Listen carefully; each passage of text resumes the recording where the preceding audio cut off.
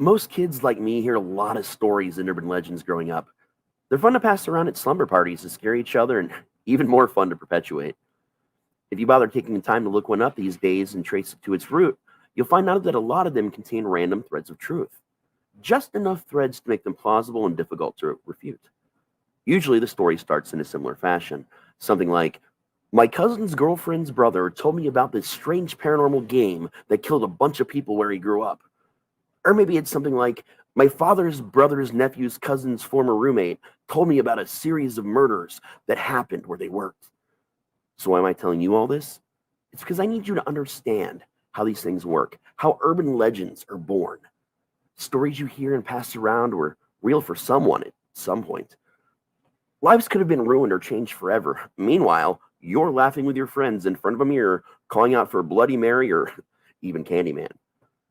Not to disappoint you right away, but this isn't a story I heard from some far removed source. In fact, it happened to me 15 years ago. Sure, people have telephoned it to death, but it's not a popular story outside of where I live, so it's unlikely you've heard it before. Back then, I worked at a famous Southern Ohio haunt. It's still a fairly popular place around here, so I won't tell you the name. For the sake of the story, I'll just refer to it as the dungeon. I'm also not going to give you any names because many people were affected by this besides me. I don't want to out anyone's situation that hasn't been vocal about it or give you an avenue to stalk them. I'm getting this out for my sake. Tell people to move on and to keep something like this from happening again. All you're going to get is a nickname that describes their position or, some kind of indicator. So this truly was and is a great place to work. And I loved the people I work with. There's a few of them I still keep in contact with. The owner is a hell of a guy that's always kind and wants to see the best in people. He would even dress up and roam the haunt to lift morale and entertain the customers to make sure we could rest between groups on overly busy nights. On the downside, wanting to see the best in people sometimes means that things went sideways now and then. I was one of those things, and so were a few other people there. This was because the manager for the actors at the time was a handsy little twat that always seemed to tell you exactly what you wanted to hear. No matter what he did, or how much you knew better, there was just something inexplicable about him that made you believe that you were the only one for him. Opening night, a few hours before we let the customers in, I was devastated.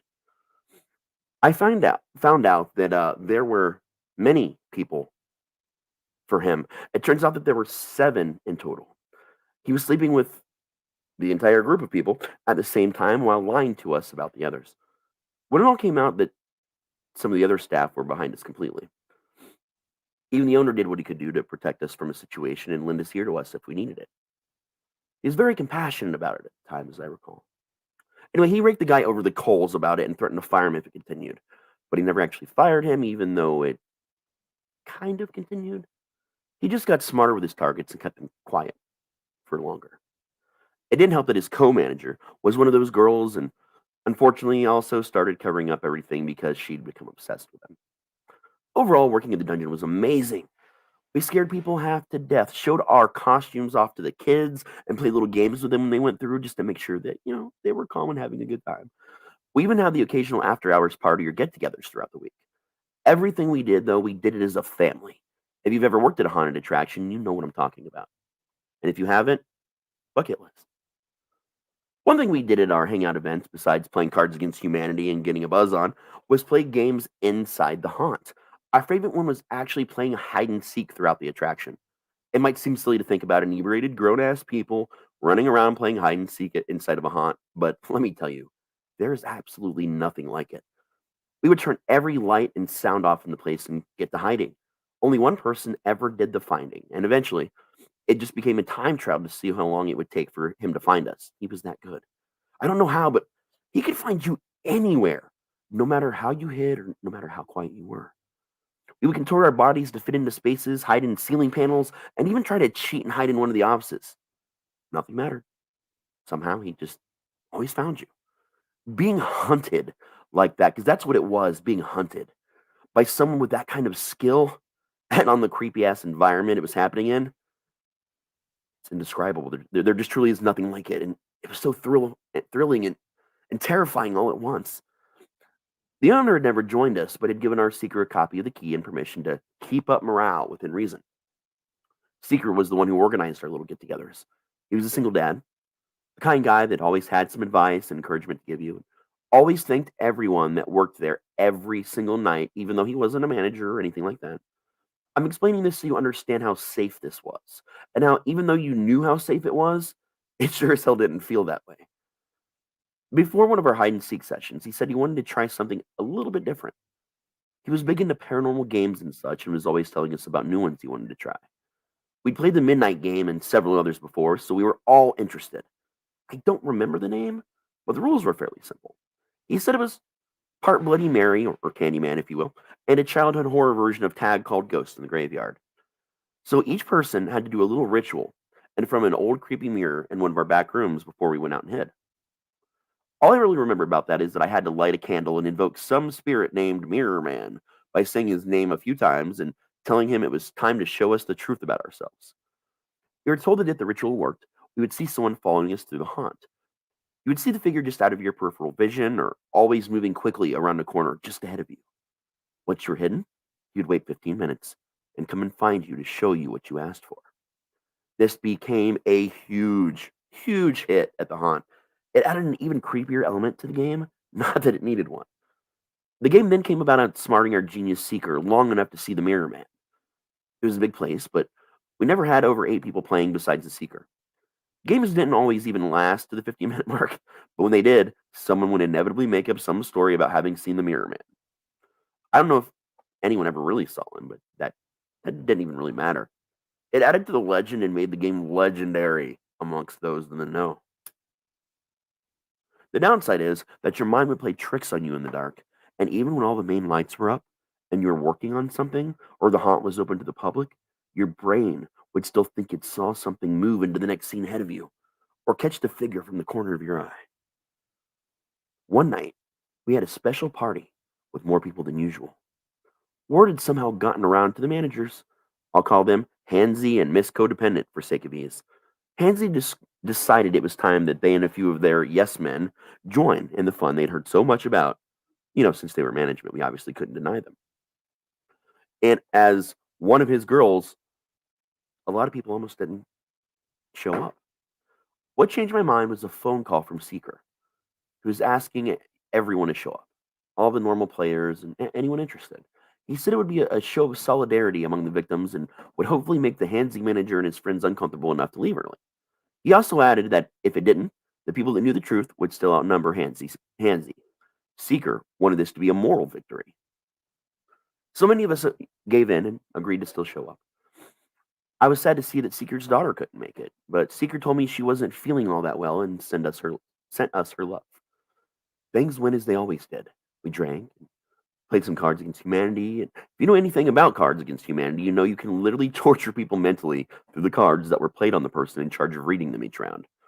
And every time Hansy or Miss Codependent's turn would come up, it'd have to read cards about relationships, his lack of sexual prowess, her inability to think for herself, and many other terrible things we came up with to torment them based on our card selection.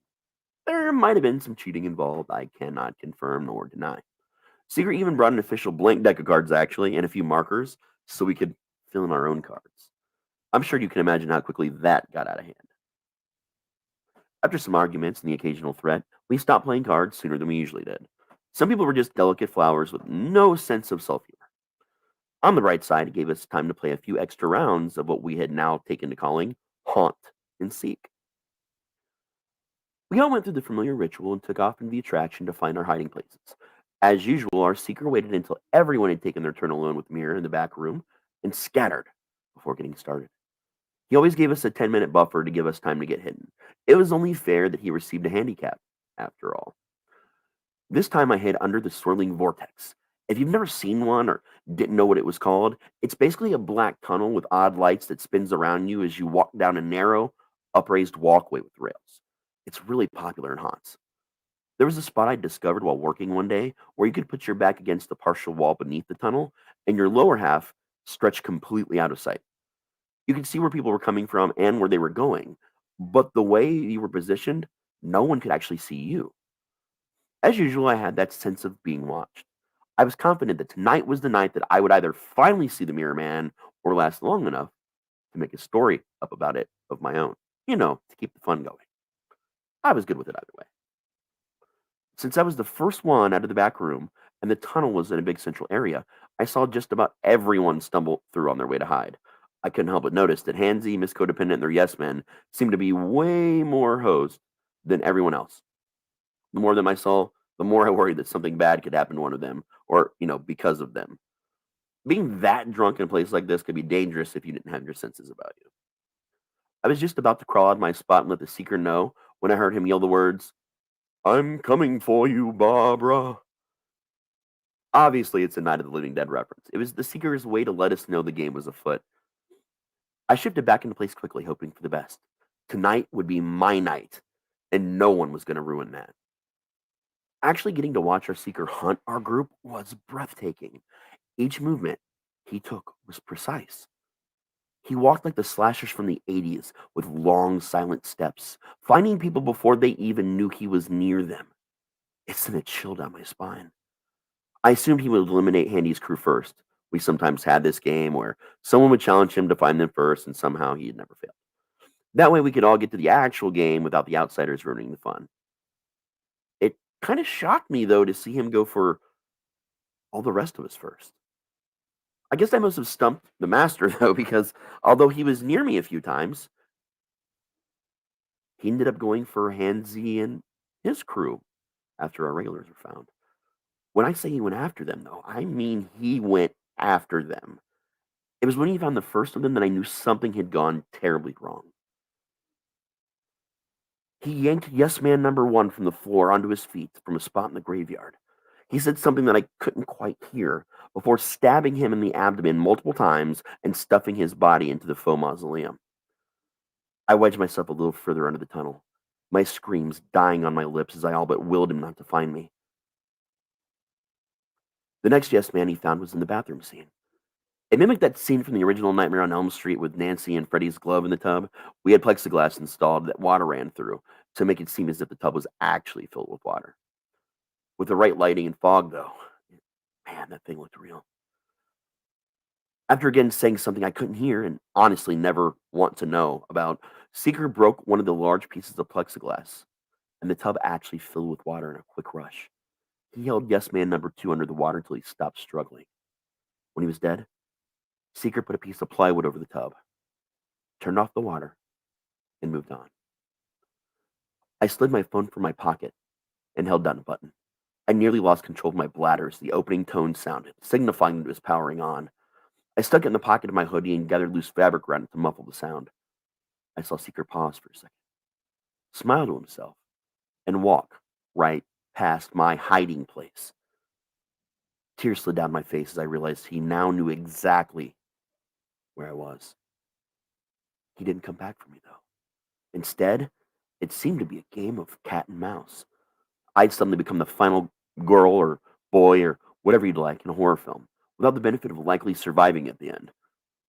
I couldn't wiggle my fat ass out from under here easily, and I sure as hell couldn't outrun him. His next victim was Miss Codependent. She'd also been hiding in a position to see a little of what was happening, but from the morgue scene. It wasn't nearly as well hidden as mine. More of a hide in plain sight situation, which was visible but didn't seem big enough that someone could even hide in it.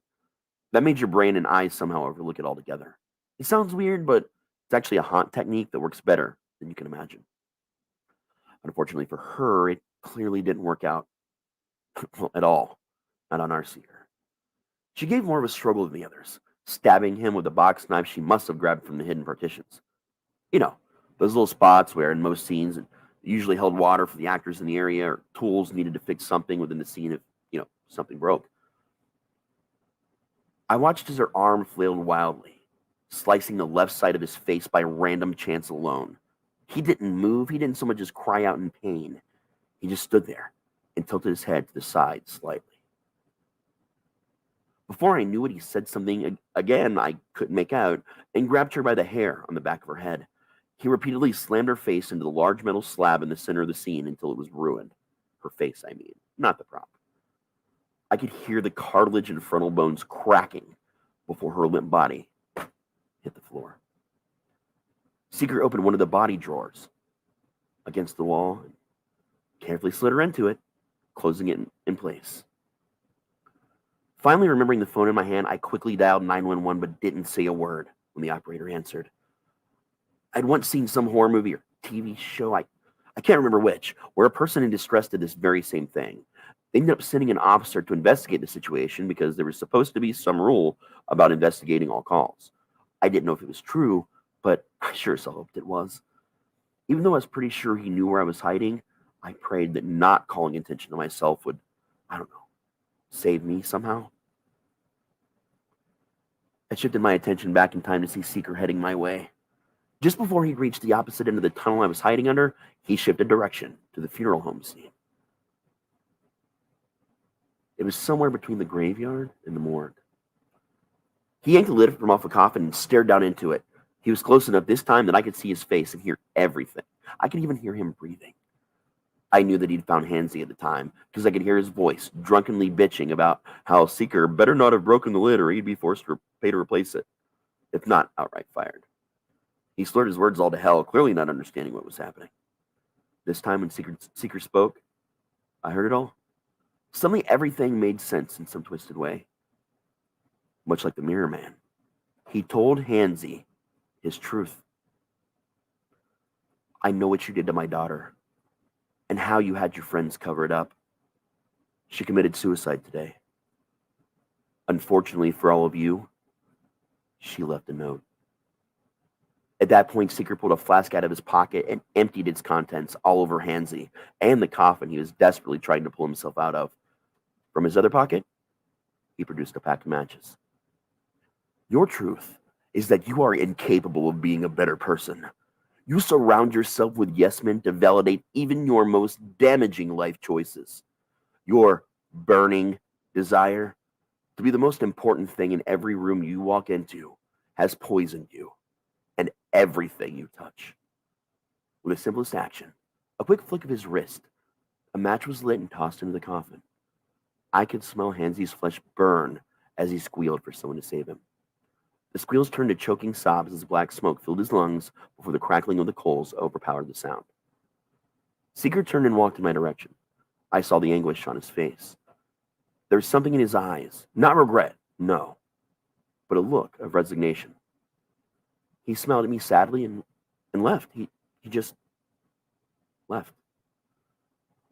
I crawled out as fast as I could. My short legs fought desperately to propel my fat ass out from underneath the tunnel. The second I cleared the tunnel, I ran out of the attraction to the main office. I saw him enter the back room where we kept the game mirror, and heard the click of the lock. The main office door flew open, and I was quickly pulled inside. Everyone else had survived the ordeal, all our regulars. Each of the people he had found before the murders were told to go to the office and lock the door. They all thought that there was going to be some kind of prank or fight to get back at Hansy and the others for what they'd done, but no one knew what had actually happened or why. I barely let them speak before shouting for them to call the police. Now. In a panic, I rushed through what had happened so quickly they could barely understand what I was saying. A fire alarm went off inside the building, cutting off my second attempt, and we all fled outside and waited for the fire department to arrive. At that point, I was the only person who knew Seeker still had himself locked in the back room. Eventually, I could tell everyone what had happened, including the police officer that had shown up at the scene. The desperate call I'd made to 911 had been noted, but it wasn't until the fire alarm went off they took what they thought might have been a prank call seriously. Thanks to the state-of-the-art fire alarm the owner insisted on putting into the building, the fire was put out easily, and they found all the bodies intact, except for Hansy's. They had used dental records to identify him. Other than the funeral home scene and a little smoke damage in the neighboring scenes, the attraction itself was just fine. There was only one thing still in the back room when the fire department broke down the door. Before you take a guess, and you end up wrong, no. It wasn't Seeker. Somehow, in a concrete room, with no other exits, he disappeared. The only thing there was that old mirror we'd stood in front of every session before our game. You know, last week I heard a story about the Mirror Man from my younger cousin's boyfriend's sister. It was about someone called the Mirror Man, actually. They say that if you follow a certain ritual before a game of hide and seek, the mirror man will find you. Each person has to do a little ritual in front of a full length mirror before a game of hide and seek begins. They have to light a candle and invoke some spirit named the Mirror Man by saying his name a few times and telling him it was time to show them some truth about themselves. I was told that if the ritual worked, a person would see someone following them. You would see that figure out of your peripheral vision or always moving quickly around a corner just ahead of you. And once you were hidden, you would wait 15 minutes. He'd come find you and show you what you asked for. I'm not ashamed to admit that I tried it myself tonight. I didn't play hide and seek with myself, obviously, but I stood in front of my full length bathroom mirror, lit a candle, and said, Mirror Man, Mirror Man, Mirror Man. And I stood there in my bathroom in the dark for 15 minutes. And as I expected, nothing happened. I turned on the light and I went about the rest of my evening. All too often, people create their own monsters. They create their own legends. Every action and decision you make has a consequence, good or bad. Part of me likes to think that Seeker is still out there somewhere, dishing out punishments and maybe even saving our lives. The rest of me hopes he's at peace somewhere. As a parent myself these days, I can't imagine anything I wouldn't do to anyone that hurt my little girl. While all urban legends contain a shred of truth, I'm sad to say that not all truths are worth repeating. No. Some things, some things are better left to the dead.